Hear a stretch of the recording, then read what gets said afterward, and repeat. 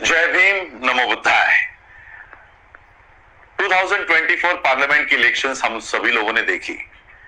ये इलेक्शंस पूरी तरह से कॉन्सेंट्रेटेड थी संविधान को लेकर। एक पार्टी बीजेपी कह रही थी कि हम संविधान हटाने जाने वाले हैं और संविधान हटाने के लिए 400 पार का नारा उन्होंने दिया था। दूसरी पार्टी कांग्रेस कह रही थी कि हम संविधान बचाने की लड़ाई कर रहे हैं और संविधान बचाने के लिए हमें ज्यादा से ज्यादा वोट दीजिएगा। एक तरफ एक पार्टी कह रही थी कि संविधान हटाएंगे, दूसरी पार्टी कह रही थी कि संविधान बचाएंगे। अब बीजेपी हारने के बाद वो कह रहे कि कांग्रेस ने एक फेक नैरेटिव तैयार किया कि हम संविधान हटाने वाले हैं, जबकि खुद आनंद हेगड़े ये कह रहे थे कि 400 पार जाना है क्योंकि संविधान हटाना है, महाराष्ट्र में ज्यादा से ज्यादा संख्या में जाना है ताकि हम संविधान हटा सके। खुद नरेंद्र मोदी ने संसद में ये खड़े रहकर स्पीच दिया है कि 400 नहीं तो हम 370 तो ला ही रहे ताकि हम संविधान हटा सके। तो ये फेक नैरेटिव है, ये बीजेपी बोल नहीं सकती। हाँ, लेकिन फेक नैरेटिव है। फेक नैरेटिव ये है कि कांग्रेस जो कह रही थी कि हम संविधान बचाने के लिए जाने वाले हैं, ये फेक नैरेटिव है। कांग्रेस बीजेपी को संविधान हटाना है, ये 100% सच है, लेकिन कांग्रेस को संविधान बचाना है, ये भी उतना सच नहीं है, क्योंकि मेरे पास उसके सबूत है।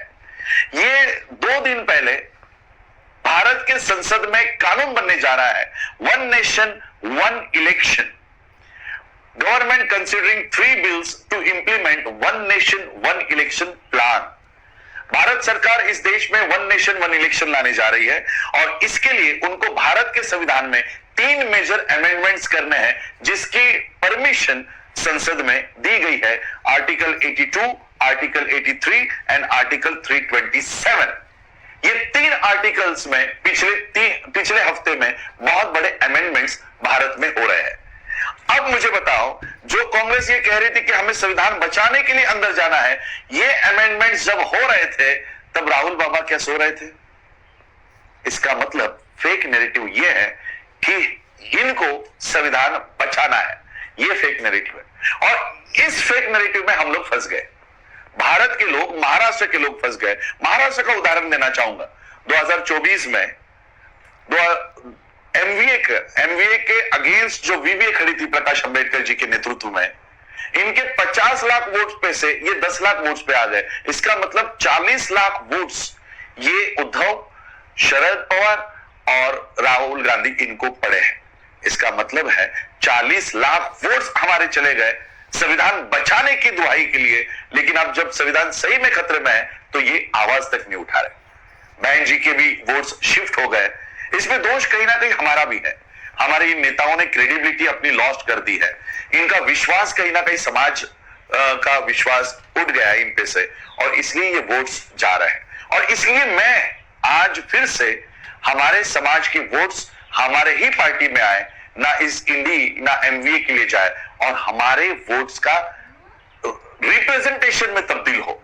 इसके लिए आज मैं बाबा साहब के रिपब्लिकन पार्टी ऑफ इंडिया को फिर से रिवाइव करके इस पॉलिटिकल मूवमेंट को अपने हाथ में लेने की मुहिम कर रहा हूं। जो विश्वास अपने बहन जी पे दिखाया, मेरे चाचा जी पे दिखाया, मैं चाहता हूं कि यह विश्वास एक बार आप मेरे पे दिखाएं।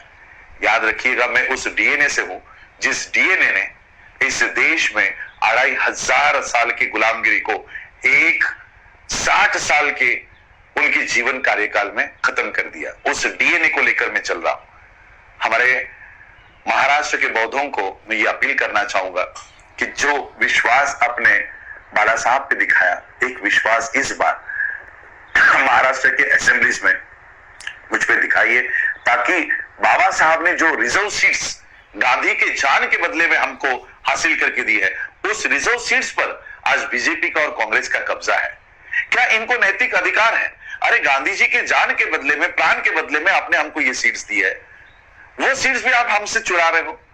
बीजेपी संविधान हटाना चाहती है और उसी संविधान की सीट्स आप हमसे चुरा रहे हो। और इसलिए इन सीटों पर मैं अपने उम्मीदवार, बौद्धों के उम्मीदवार, अंबेडकरिज्म के उम्मीदवार, जो बाबा साहब को मानते हैं, ऐसे उम्मीदवारों को खड़ा करके इनको महाराष्ट्र के असेंबलीज में भेजने की मुहिम खड़ा कर रहा हूं।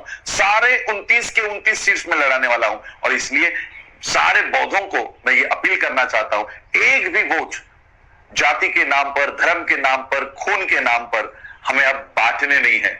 जो विश्वास ऑलरेडी जिन्होंने गवा दिया है, फिर से वो अगर विश्वास हासिल करके हमारे वोट खत्म करना चाहते हैं तो इसको हमको कहीं ना कहीं रोकना होगा। आपका एक एक वोट आपके प्रतिनिधि को चुनने के लिए डालना चाहिए, ना कि किसी और को जितवाने के लिए। बाबा साहब ने वोट का अधिकार आप खुद को राजा बनने के लिए दिया है, किसी और को राजा बनाने के लिए नहीं। इस वोट का अधिकार का इस्तेमाल ठीक से कीजिएगा। इतना ही कहना चाहता हूं, बस इतना ही अपील करता हूं। जय भीम, नमो बुद्धाय, जय भारत।